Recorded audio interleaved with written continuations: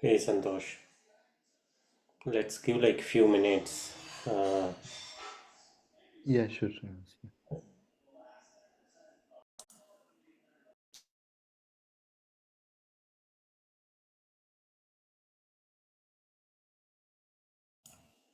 Hey Luis, Hi, Srinivas, how are you? hey, I'm good, I'm good. Mm. Santosh, meanwhile, like if you have a questions, we can get started. Go ahead and start while people joining.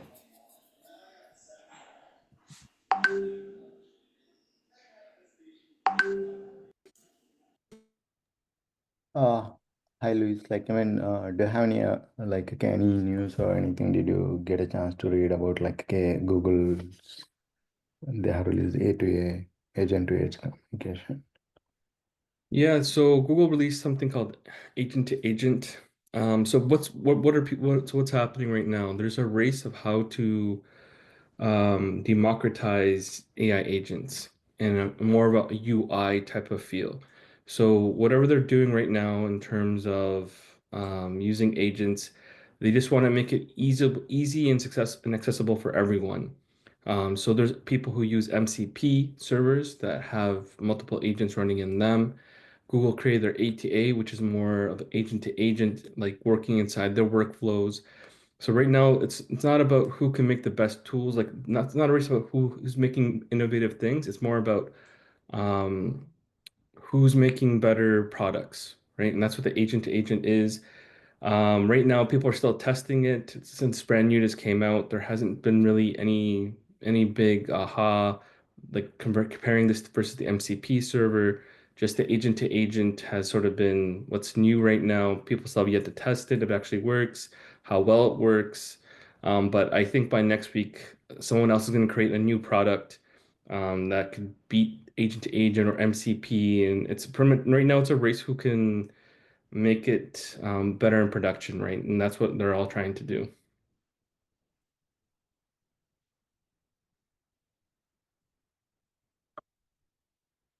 But you can definitely do all this stuff without their tooling.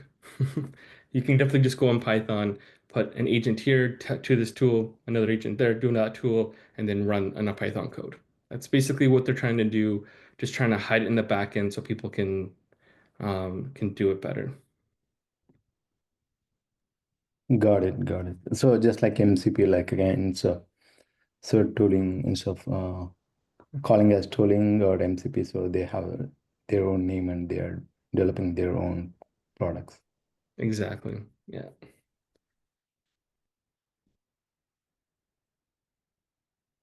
Because MCP was created by Anthropic. Remember, Anthropic created MCP. And then people have just been using it to create their own stuff. So now Google's like, well, we're creating our own. So it could be in 2 weeks from now, OpenAI comes out and create their own tool. And then someone else comes out and says, no, this is my better. Then Grok has come out and said, this is a better agent tool. It's going to be, it's always going to be something like that. And yeah, it's going to be, that's why I'm not first one to jump into these agent tools because again, they're not necessary. They're just for people to who aren't that tech savvy to use, to have sort of like a good repository to hold them all and be more organized and things like that. But yeah.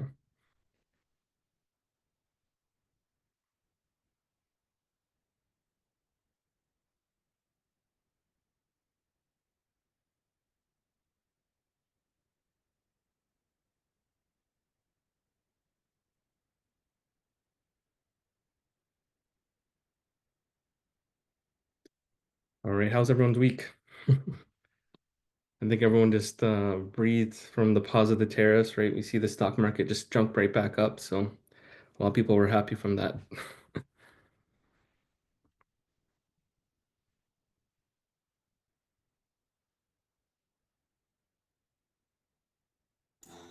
Well, it's like a traditional you lit the fire and you be the fire extinguisher, right? So I saved the fire, guys. I saved it. I'm the hero. Yeah, we'll see. We'll see how it goes. Interesting. I remember reading something that they wanted to tariff AI stuff, and that's just clickbait articles and stuff like that. So don't read in too much into that.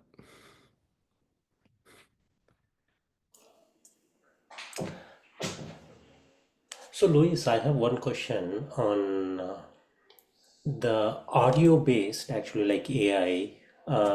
So, which actually like an artificial image, also it comes like an artificial figure comes and actually like talks, uh, like having a conversation, right? So instead of like chatting, so if there is an artificial agent comes, pops up video and also like an audio, right? So is what which is the actually like the right model, and any AI and video based models that you recommend? That's a very good question. Right. So there's lots of these AI virtual agents that are out there. The one that I know most of them, the most that's sort of famous is Google's model that they have. I'm just trying to find it right now. Virtual agent. Google. So Google sort of has right now that virtual face that you can put on with the custom t-shirts. In terms of forward facing, that's sort of been one. Second thing that people have been doing is just having a virtual copy of yourself, and then they take a picture of you and they have your face move at the same time and have those conversations. So right now, that's not what people are looking for right now in terms of having a forward-facing agent. What right now the demand is for conversational AI. They want real life sounding conversational people on the phones. They want real life conversational people going there. So there's a lot of things you can look into for that. So one, OpenAI, like I talked, has a talk to talk. API that you can talk to. Again, it's $30. Like the API is $25, $30 a million tokens. So that's basically like 30 bucks. It's like it's like 30 cents for a minute or something like that. I forget what it was. So it's a little bit more expensive to hold those type of agents. There's a thing called 11 Labs where you can build AI agents over the phone really quickly, and you can put they're sort of like a new up and coming group, and you can even voice clone yourself as well. So you can even put your own voice, talk for 30 seconds, it'll clone your voice, then use that as an agent as well. So 11 Labs is really up there. There's a bunch of other ones as well that started doing that conversational AI part happening. So in terms of what's new and what's pushing is more voice to voice, getting the conversational right. There hasn't really been a big advancement on virtual agents configuration and look. Like it still looks pretty like a video game in terms of when you talk to someone, not a realistic type of conversation. So I would say maybe don't go all the way to having a virtual model just yet because it's very low in its maturity. Meanwhile, voice to voice is medium right now. We know text right now is it's advanced in term maturity. Conversational AI sort of went from low last year to this year's medium. So it's really getting on the high topics, but that virtual face-to-face agents are still low. So it's still very like that person still like standing there. So I think it won't be as good as a conversation, but yeah, definitely go look at conversational AI. There's lots of them that are happening. There's ones actually even learn from your customer conversations, but yeah, I would say like my favorite platform is 11 Labs, sort of new. People just put their information in the chat to check them out. But Google has a voice to voice. Amazon Nova just came out 2 days ago with with their voice model as well. So everyone's doing the voice models that way. So that's sort of what's going hot right now, and we're trying to automate the phone usage. Sounds good. Yeah. The recently I read like an article. It says like a lot of fake interviews are happening, wherein actually like it's a fake Deepfake. person, but the image actually the face is actually getting replaced in a live interview. So is it like such a deep fake tools are already existing? Well, deepfake tools existed since 2015, so it's nothing new in terms of deepfake. What they do, just they took the image of your face and just put, like if you remember Snapchat, if you remember Messenger, you put your face and you can change your face that way. They've been doing that for a while. So what I've seen in interviews as well is they're putting that face in and having the person talk. So right now, I see what interviewers are doing is, can you please put your hand over your face? So when they do that, the person will refuse and when they refuse, that's what they'll cut the interview, right? Because they know the camera has to, like, you see something like moving, then they know that's not the real person, but it's Okay. crazy. Okay. Yeah, for sure. I'm not sure if you saw that video, right? Of that recruiter interviewing someone, the deepfake, if you saw it or not, but I have not seen the video, but actually, like in CNBC, there was an article saying that, like, especially from Iran side, actually, so many people applying any security job in US. There is thousands of resumes coming, and everything looks good when they do an interview. So it's a fake interview happening. you're right. So the second thing that's come out too is what's that coding thing called? Leak code. So they tell you go do a leak code thing. They actually there's a team of AI people that installs a program on your computer that overlaps leak code, and then it'll tell you how to write the code in real time. So Yeah, I learned about that recently. Like that's a invisible screen they call. Interesting. So Amazon was having a lot of trouble identifying the people, like whether they are using that or not. yeah. So Yeah. there's a lot of AI tools. AI could be used for good, but at the same time also be used for bad at the same time. But if you want more dystopian stuff, there's Black Mirror on Netflix that definitely go and talk about the crazy stuff that you can do with AI and how it could ruin people's lives. Yeah, for sure.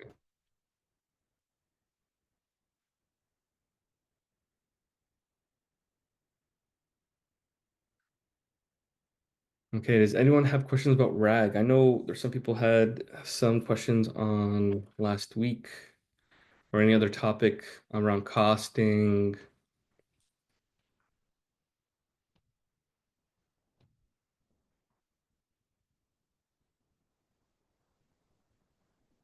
So, what is the latest other than MCP on the AI world that that we need to know? MCP is the latest I heard of within the AI world that as engineer or as we need to know. Yeah, I think we talked a little bit about that. MCP is now old. It's now agent to agent. Google just came out with their new framework called agent to agent tool. So Agent to agent tool. it's a agent to agent tool. That's what it's called from Google. It's no longer MCP. They don't use MCP. They use their agent to agent tooling, and that's what their latest and greatest is about. Just came about yesterday. So as much as like I was saying before, as much as you try to jump on the AI bandwagon, there's always going to be something new coming up. Also, what's new was this weekend on Saturday. I think a Saturday release. Llama 4 came out from Facebook. Llama 4 has a context window, a virtual context window of 10 million tokens. So that's supposed to beat Gemini Pro's 2.2 million tokens that they had. But a lot of people who are testing out Llama 4 and their 10 million tokens are saying they're very, very bad results and it's not as powerful as they hoped it would be. So a lot of people are pointing out that that's why they did a Saturday release rather than a Monday release. That's in So, the news. is there a portal to follow the latest trends in the AI? I mean, one place that you can follow that you Um, suggest. I tend to, for me, I get the latest news is when I follow on LinkedIn, like VPs of Meta or VPs of OpenAI, Mhm. certain software areas, because they usually put on LinkedIn their latest releases. And that's sort of how I follow and I sort of I keep up and I also do reading on Medium. I also write my own articles in Medium as well. So I'm always trying to, it's my job to be in top of everything. So Yeah. That's the reason I'm asking. You might be knowing one something, right? So yeah. earlier it used to take few months to get a news out. Now it's like not a few hours. Every few hours, I see something new coming in the AI world. And Yeah. if you don't know, I mean, people who doesn't know vibe coding and MCP means you're like outdated. Now you're saying that there is something new came. Yeah. I'll put it in the chat. It's people are like, what's MCP? And people are just slowly getting understanding what's MCP, then Google's agent to agent um development just comes out. Yeah, I'll just put it in the chat.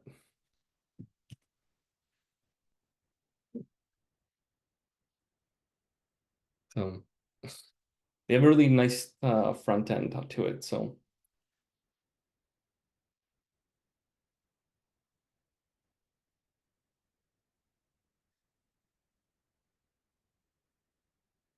I'll put Llama 4 in here as well.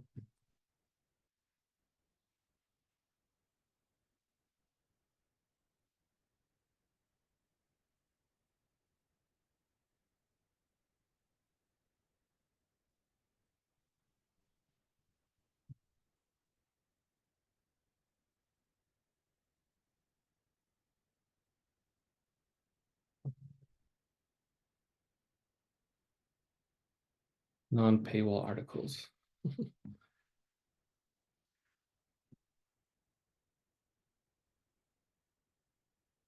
All right. So yeah, that's some of the new stuff that just happened just last week, right? So as you go on and you'll see some things will be increasing, but Reg's still here to stay. So nothing about that.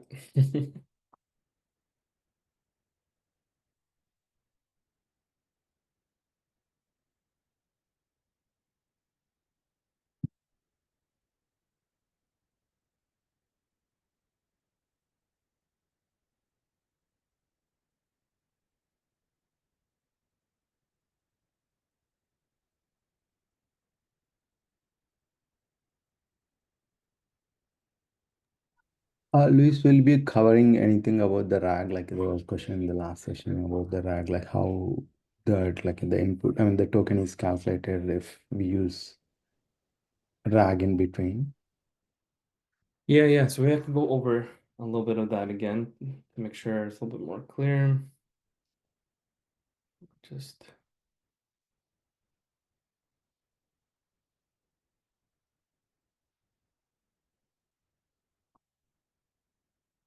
speak session.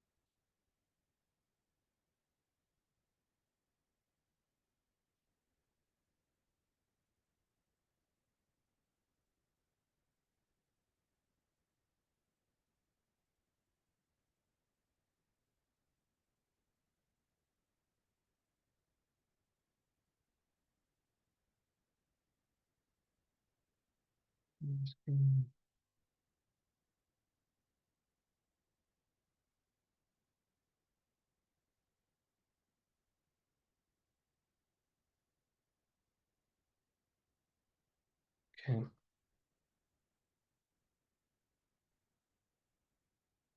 So just a reminder of how tokens work is every single time you send anything to an LLM, those count as tokens, right? Any single time, those are called input tokens. Any single time an LLM spits out information, generates information, these are called output tokens. So each one of these have a cost.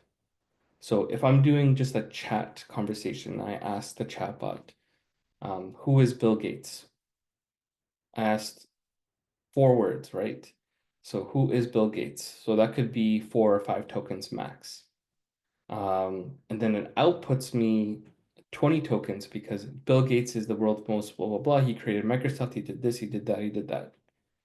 So that output gets calculated as 15 tokens.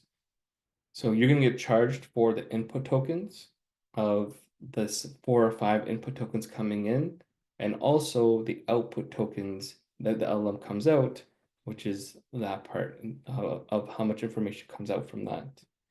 Does any have any questions about that one right there? I could probably just go to AI Google Studio and probably show you an example.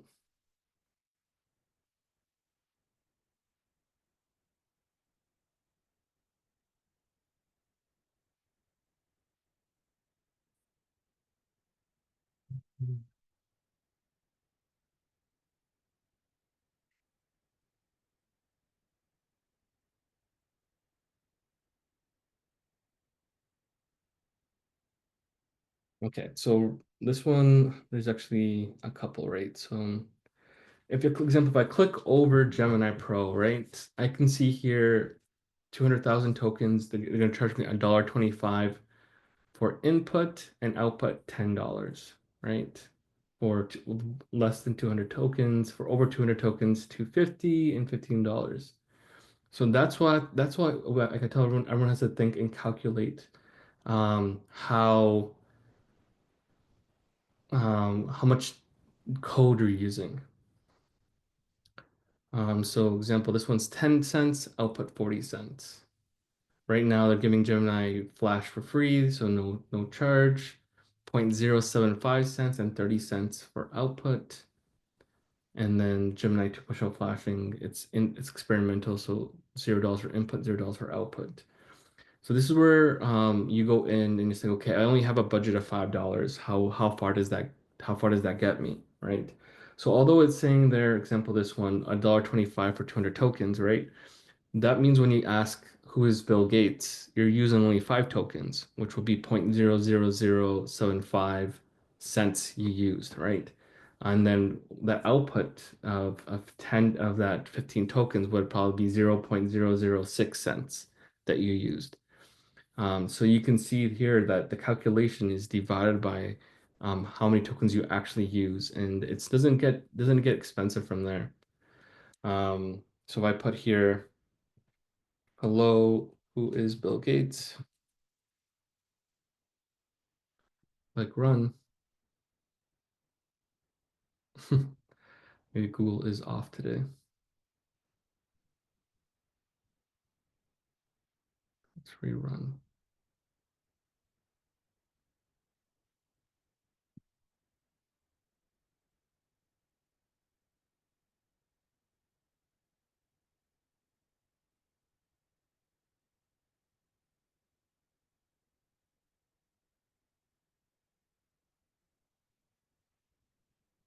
So as you can see here, this is a reasoning model.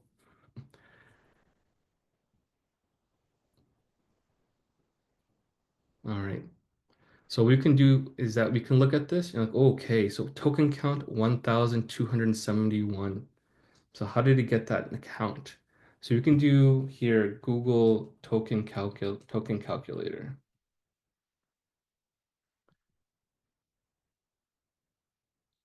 And then we can say, who is Bill Gates? So you can see that's about 5 tokens. That's gonna take. But then it reasoned because we're using a reasoning model. And because it reasoned, that counts as output as well before it reviews it. So if I go back here, put that in, I'm at 647 tokens plus the 5, that's only 653, but you see here it's 1,271. So why did we get more tokens? Because the output still needs to be calculated. So then put the output in here, it's 410. So if you add the 410 plus the 600 plus the input tokens, you would probably get to how Google is calculating the token count of 1271. So with reasoning models like this one, that's 2.5 Pro is a reasoning model. You also have to think about is the reasoning it will have to do will cost you extra tokens as well. But if I go to Gemini 2.0 Flash and I erase this question,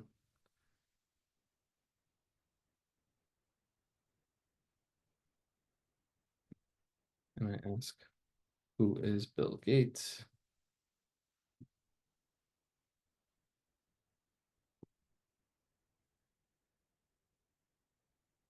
Okay, so you can see here the difference, right?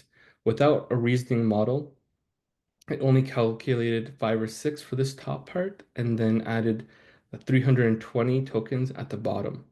So you have a total of 332 tokens that you would use. I'm going to pause there. Any questions on input and outputs and how it's calculated in these AI models? So what is the 1048576 next to it? Is that the tokens left over that you can get up to? Yes, there's a max amount of tokens that the model can handle. And this is what you call it, this is what you would call a conversation history. So if I were to ask another question, it's going to consume this as input and then continue the conversation below. Until that. So once it is reaches, I need to create a new context. No, so example, who's Bill Gates? And I just put, are you sure? Right? Because I'm continuing the context of this. So it's saying, I'm confident in the accuracy information I provided about Bill Gates. It's basically well done. Like, so example, it's having a conversation history that's being saved, these two are being sent with this question in order to get this response, right? Yeah. And that's what the conversation history is. You have to input everything that you did in the past. It's like a snowball effect. Yeah, but that is can maximum grow up to that remaining tokens. After that, you cannot continue. Means you need to create a new window. Conversation. Yes, New node. yes.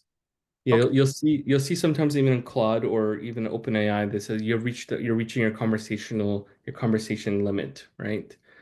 Please open a new window. You'll see a lot of these models will have it. Oh, you're gonna run out of your limit if you continue having this conversation. What is the reason why this size is limited? Because each model can only handle up a certain amount of text at the same time due to the model limitations. So right now, before Gemini Flash was the only one that could handle up to 1 million tokens of usage. Gemini 2.5 was supposed to handle up to 2 million. But that's because these two the biggest models that can handle large context, but OpenAI still maximum is 230,000, 250,000, or 350,000. Other Claude is only 350,000. Only a quarter, um, only a quarter of that, and that's of it. So it's simply due to the transformer model of each of these LLMs. They have a limit of how much data it can consume and output at the same time. But again, this is something that needs to be worked on, and this is why the reason why we have RAG is because a model can't look and review all your 50 papers right now because it would consume all of its context limit. But if we were able to bypass, let's say we create a model that can handle 50 million or 100 million tokens, right? And you had 30 papers, then it could definitely handle it. But the thing is, would you want to have your model consume 30 million documents every single time you ask a question? Right? So then it goes down to more cost effectiveness. All right, and that's basically it. Input comes in, output comes out, and that's it. Now, in terms of using it in terms of RAG, when you have chunks coming in, just how we saw before, how that model reasoned and that added text to the input of the model. Same thing with the chunk. When you pull out chunks from your RAG model to feed to your model information, that adds input to the user's question. And those inputs become part of the cost. So this is why people tend to have each chunk smaller. They don't have large chunks because if you have large chunks from your documents, it's going to cost you more. It's going to cost you more to retrieve that information. So there's definitely a way to, how can you optimize your RAG to get the best amount of money for yourself in terms of not taking out too much information, but ensuring that you have enough information to accurately do that. But that's something we learn, something I'll get deeper into in class 103. But in 102, we're just talking about simply just how to do that costing and make that work. So with this 102, you don't have to worry about how to optimize it or how that works, but you should just know that when you're doing a RAG, there are going to be costs to first process a RAG, cost of hosting a vector database to store your documents, a cost of using the input and outputs of this. Where'd it go? Sorry.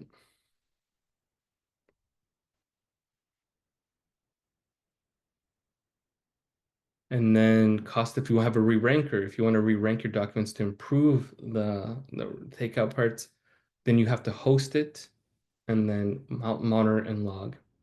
Now, like I said before, this is the cost of productionalized RAG.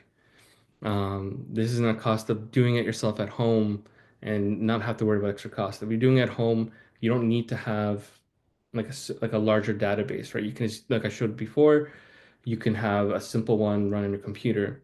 So you don't have to have this if you only have 10 or 15 documents yourself or want to run it yourself.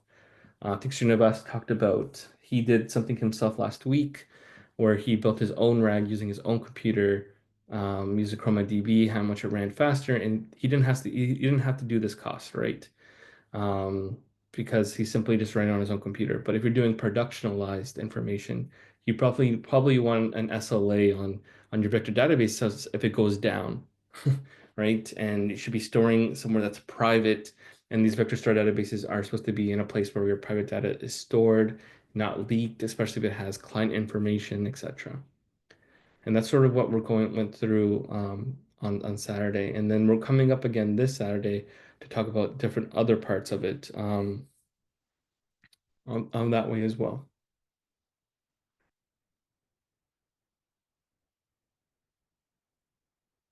Now is your chance if you have questions or you're still digesting it.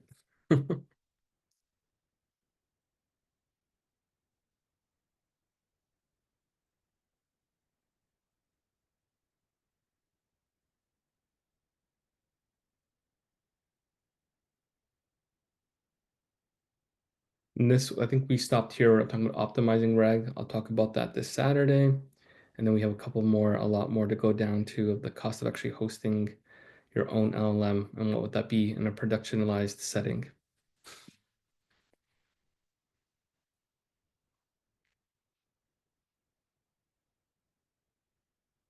Okay.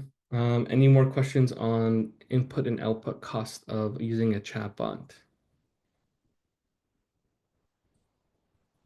So this is supposed to be the meat and potatoes, guys. So if this seems simple, then that's good, right? Then you know, like, hey, I want to estimate.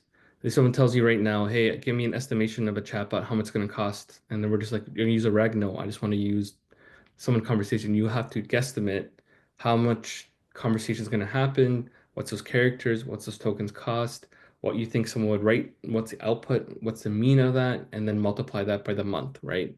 That's sort of how you would sort of get your monthly cost. But like I said before, it's not that expensive. So example here, because we're using APIs, 1,000 conversations per day for someone asking this quick question here, that's only going to cost you $25 a month. And that means you would have over 30,000 conversations in a month. And being answered for 24, basically 25 bucks a month, right? That's cheaper than having someone at a call center sitting down and answering questions 1,000 times a day, right? When you include having conversations with someone writing questions, benefits, workspace, hardware, all that information on top of that, right? This is the reason why businesses want to automate and do this is because it's simply just way more cost effective. You have a CX customer machine that's able to answer questions 24/7, doesn't need a break, doesn't need benefits, doesn't need this, doesn't need a computer, doesn't need that. Just needs direct access to information that's trained and ensure that if something does go down, they have a backup LM model to take its place.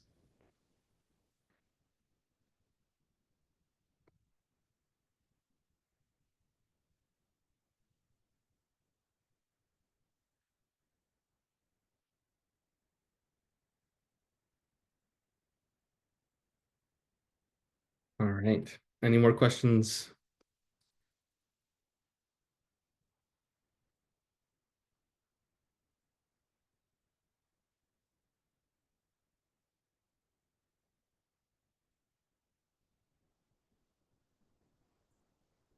So, I mean, like, okay, you were showing in the Google AI Studio, like the context window, like a 1 million token. So, I mean, if you use the API and if it teaches the context window, like what will happen? Like, okay, the API, will it handle or like, I mean, we have to reset that context window?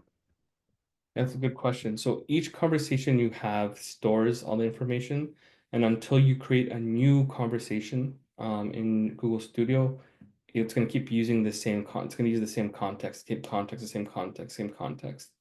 That's always advisable every single time that you have a conversation with the chat with your ChatGPT or Google Studio. You always make a new conversation with it. Just click chat, and then you start a new conversation. Simply because, again, you don't want to have over 50 conversations and that's going to run out your conversation history, because you can only have a maximum amount of that. So this is the reason why maybe, I'm not sure if you guys have played enough with ChatGPT, but when I first started with ChatGPT, I would ask everything in the same context window. But then I noticed after maybe half hour of going at it, asking questions, it would go really slow. It would take too long to respond. Sometimes it would just error out, and that's because I ran out of the context window of the model. So then I would click a start a new conversation with it, and then it would be back to normal. So there is a maximum limit, a maximum output of conversational history that can be sent to the model. Sometimes what I'm noticing is ChatGPT is if you go and you send out 100 messages now, once you get to the 100 message, sometimes it forgets maybe 30-40% of the conversation that already happened. Although it understands the gist, I think in the back end, what they do is they summarize a lot of the information so they don't send out everything out that you wrote, but just a summary and to keep the conversation going. Because I've noticed that even after I go past 100 conversations, I can keep going in ChatGPT, but it's going to forget things that I told it to do or forget items I told it not to forget. So there are people trying to go around this that way.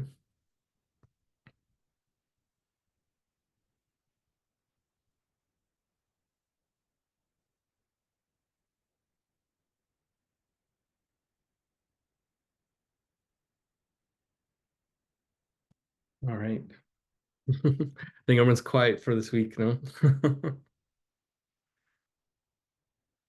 There's a lot of people anyway on this week today. There's only about 9 of you. So, all right. Any more questions about anything? Doesn't have to be directly about the course. If you have any curiosity, but if not, I'll stay here till the end of time. But you could ask a question, or you can write something in the group.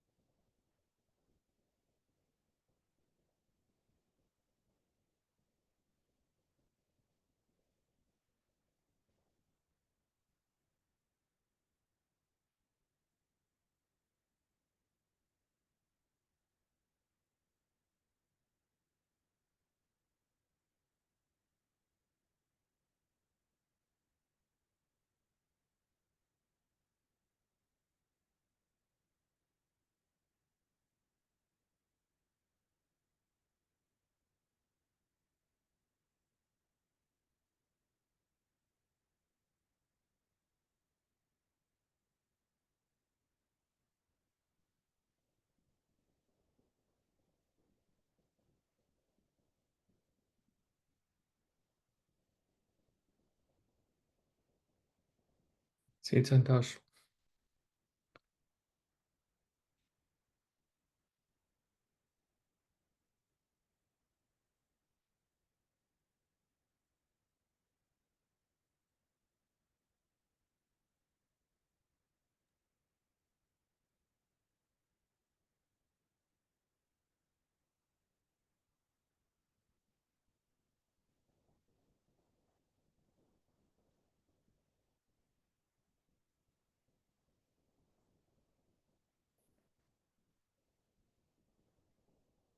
Well, I see some people have joined. If you have any questions, just feel free.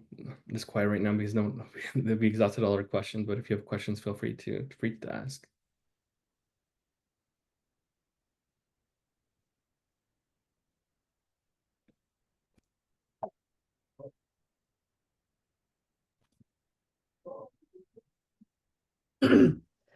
Hey Luis, this is Krishna. I Hi. missed your last few sessions live, but I'm able to catch up on the sessions. I'm generally curious. I'm trying to build a few agents in my company, standalone agents, like each one does some sort of natural language to convert into a RAG search on the Confluence or Slack and SQL and whatnot. I'm trying to see if I can build some orchestration on top of these. The main challenge within our company, in our teams, is we are a Java shop, and most of the frameworks, LangChain, and everything else, the embedding libraries, frameworks, examples are all in Python. Just curious, what do you suggest for someone like us to? Yeah, it's a very good that's a very good question. So yes, a lot of everything right now being pushed around Python, right? In terms of what's happening. So Python sort of being the main extraction of it. Python is sort of being the imports of these things. So how I seen companies use it is they use a mix of both Python and Java. You import the things that you need with Python, you write your code in Python, you pull everything out from Python, but then you deploy it using Java, or keep using your Java programs to keep going, right? We announced that there was a new thing from Google. I know Google has a new agent protocol. It's called Agent to Agent, just came out. I have to double check, but I remember when the Google was very TypeScript / Java type of deployments, how they usually like it themselves. So maybe this is something that could be done that way. But something that I'm maybe not sure you haven't used in your company yet is something called MCP. With new MCP servers, you can write Java and use MCP servers. For example, like so you would have a tool that you create like a MCP server for a tool that searches your Confluence, right? So this could be written in Java, the MCP server written in Python, the calling out like using LangChain, calling and searching your Confluence page, pull it in, but your main code would all still be Java. And you're just calling the MPC servers that you're using, use this tool, use that tool, and use this tool. So your orchestrator can still be in Java, but then your tools can be like I said before, it's a mix, it's a hybrid of both, right? So that's how I've seen people implementing AI right now, and it's the mix of both. Got it. Yeah. Got it. Yeah, I'm reading about MCP, and then I'm playing around with some examples to understand more. Like, how do I add my MCP on top of all of my tools Yeah. and see if I can orchestrate between them? That's what I'm trying to do. But coming from a Java shop background has been definitely a challenge.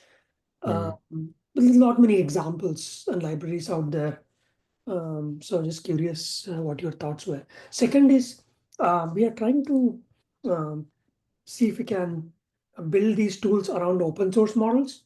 And one thing we noticed was with Olama, we had to play around with different models with different weights and parameters. For example, DeepSeek R1 with 10 billion versus 30 billion, right? So we see the trade-off in the performance and the quality of the response. We do see that. Just out of curiosity, I'm curious, what are your thoughts on, well, there is a cost that we have to pay for every request that goes to our enterprise, Gemini or OpenAI. We also have that as well, but it's rolling up and the costs are pretty huge because we are hitting it for every class, every minute, right? So what are your thoughts on which model is now the best model that can be as good as for coding and non-coding purposes?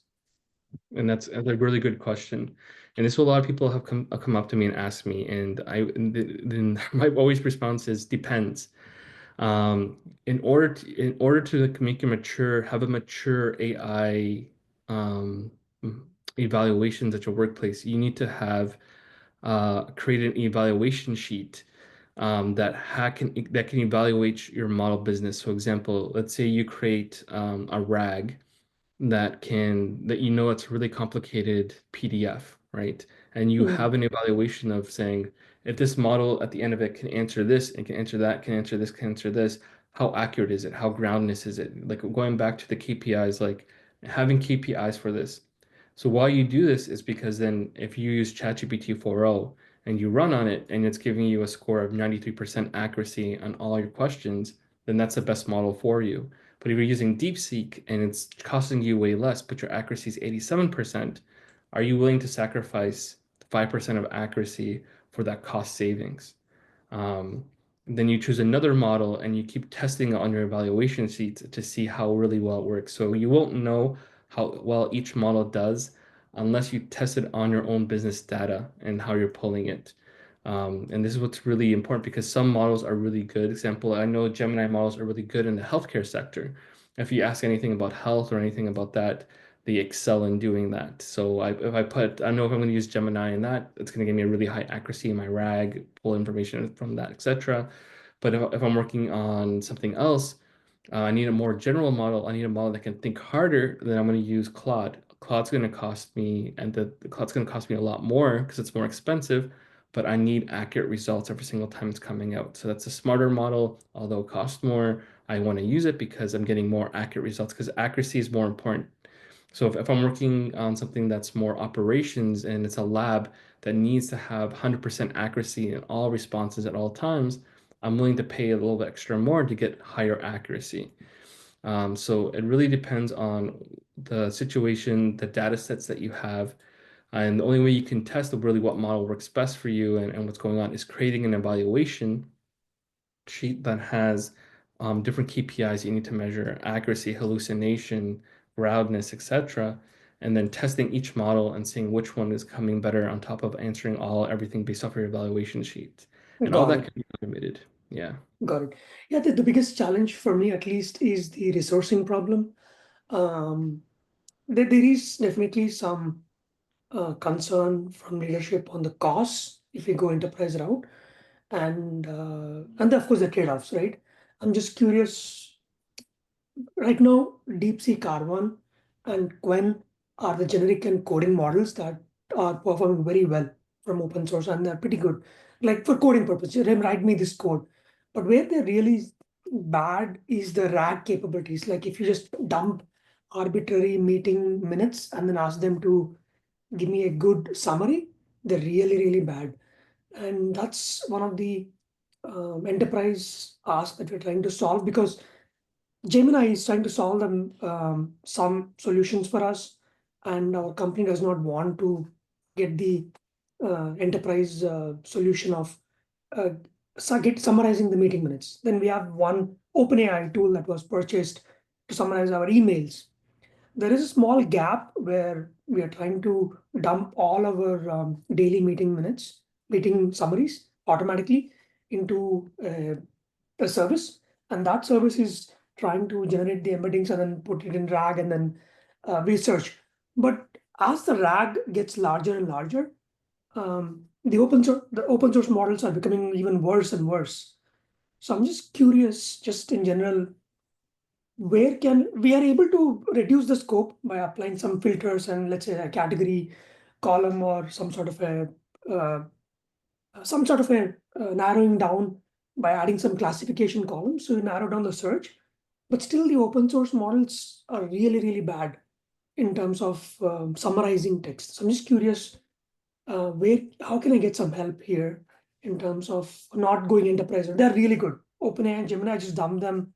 But the more context I pass, the more cost because of the input and output tokens. So it's a problem where I have to feed a lot of text to these enterprise models. It is costing us more. At the same time, these smaller open source solutions are really bad. Just curious what your thoughts are. And I'm playing around with two embedding models, the all MPNet and the BG large model, which is supposed to be one of the best in class models. I'm comparing these two models, but the LLMs unfortunately are not doing a good job in summarizing these. So just curious, how can I get some help here?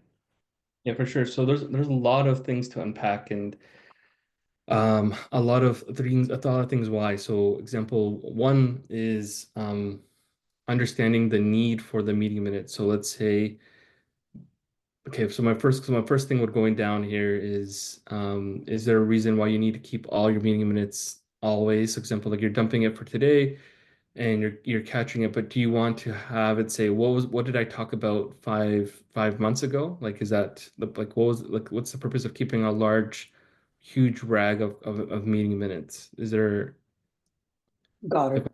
Got it. what's Some meetings, they are continuously running over time. For example, they run over a few months, and it's hard to roll that up. And some have context spread across multiple meetings.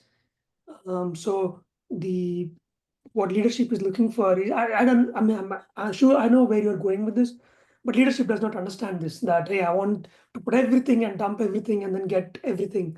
They think they can do it, but we are not sure how to. It's a problem of how do I reduce the scope, reduce the noise, and also get the best bang from open source models, right? Three problems actually.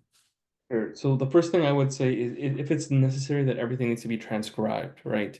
Yes, sure, it could be a meeting of an hour that you guys had, but it was about Smith in 10, 15 minutes talking about Smith stuck about one problem. And then it was talking about John, who was in the next 20 minutes had an issue with this, and he just kept talking about the same issue and any problems and talking like and he jambled on. If not having the text by text is necessary to have it.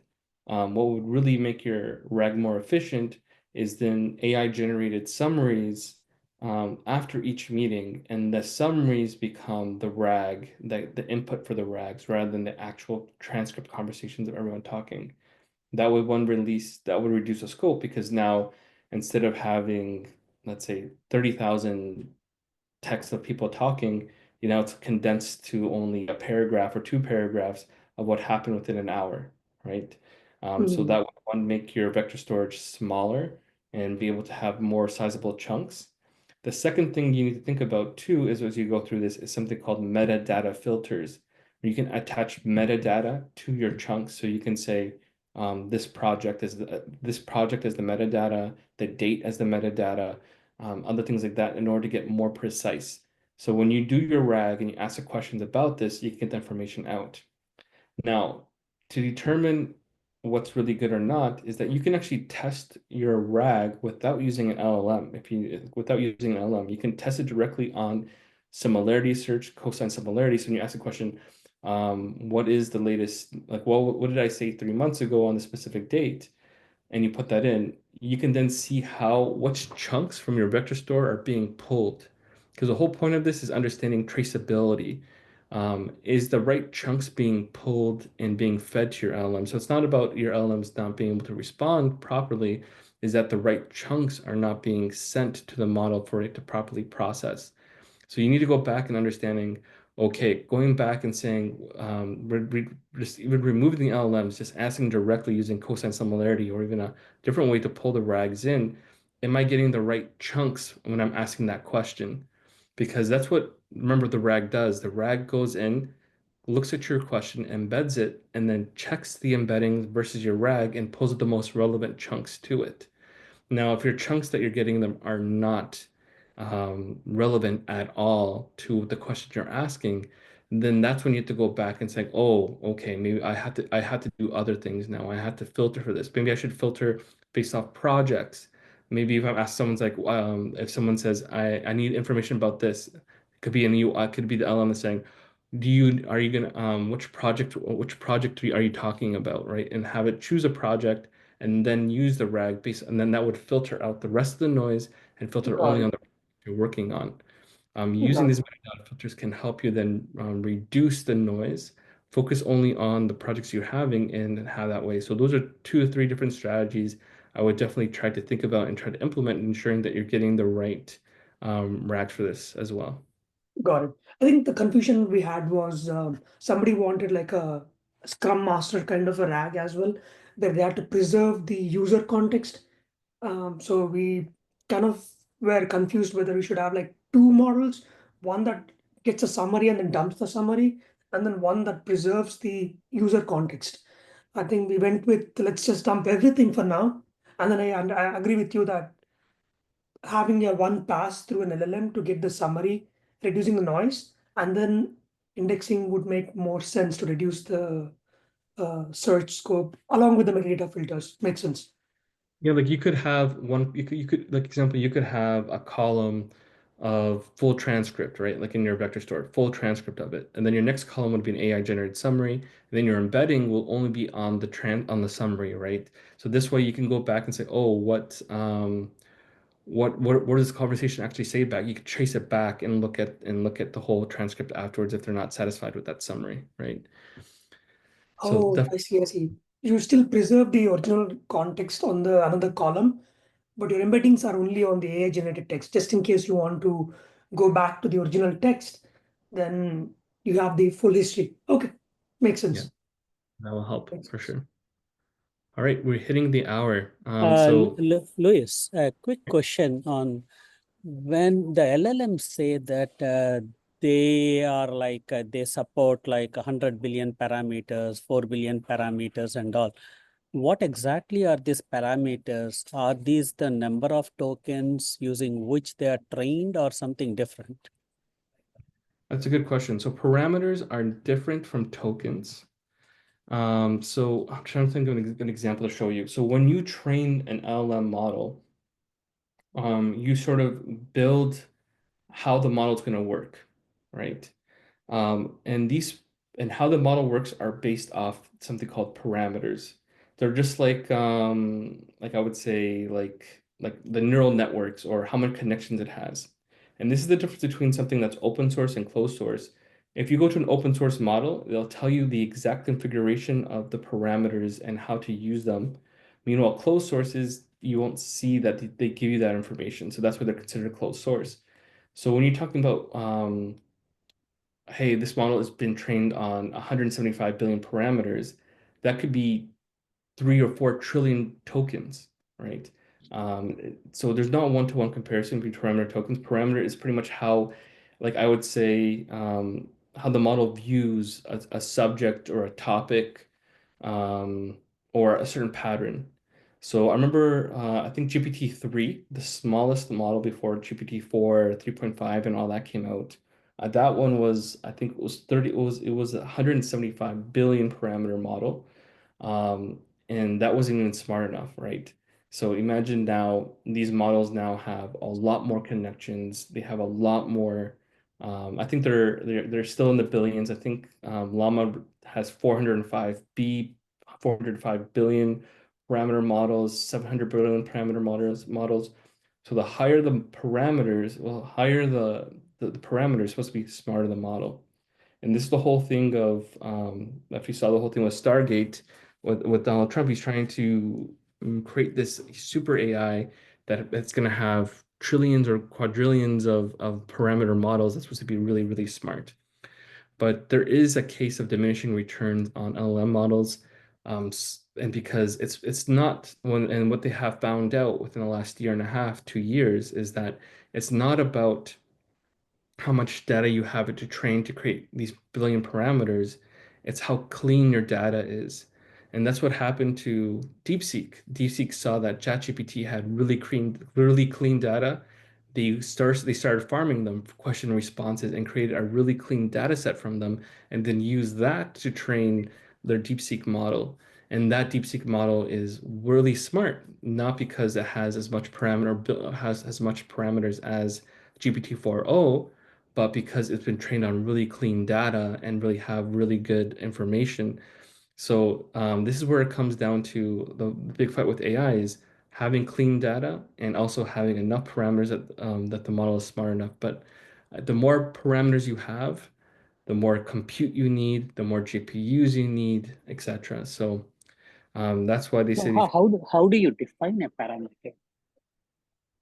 like how do you, so it's like what do you mean, like how do you define it? Like I mean, like for example, in a Java method and all, I mean, the parameter is what you pass when you call a Java method, right?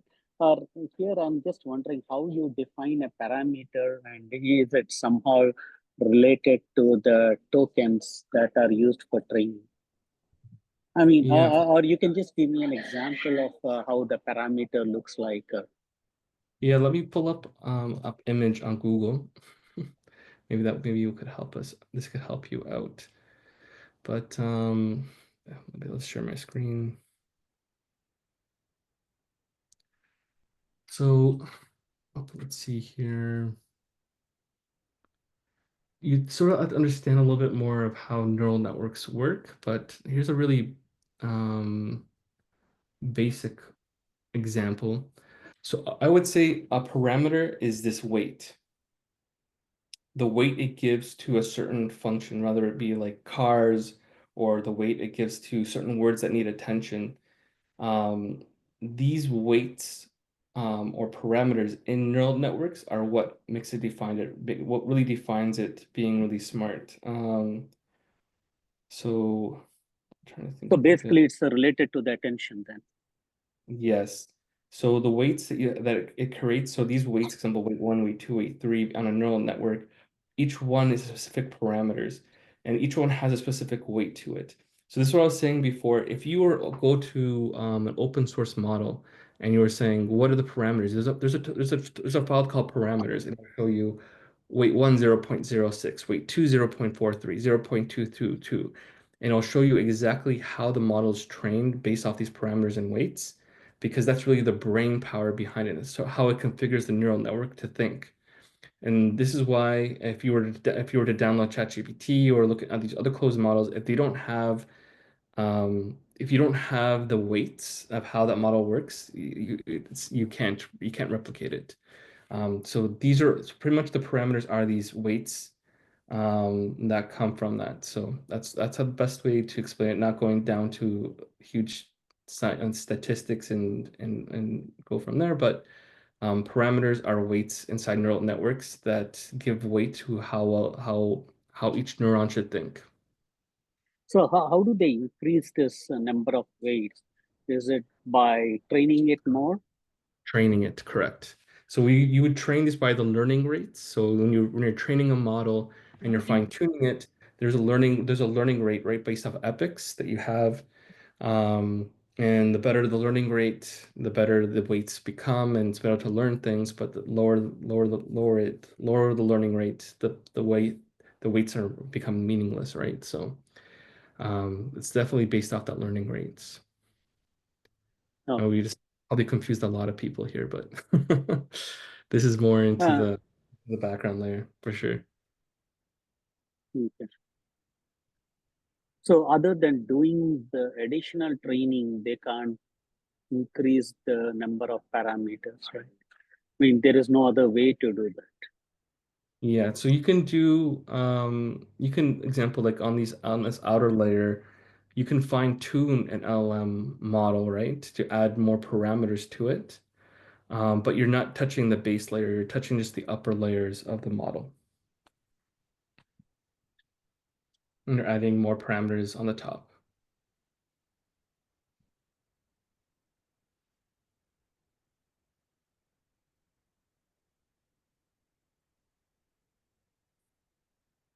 Right. Awesome. I think we're over time, but Thank thank you. you so much for joining everyone today, and I'll catch you guys on Saturday. Thank you. Bye.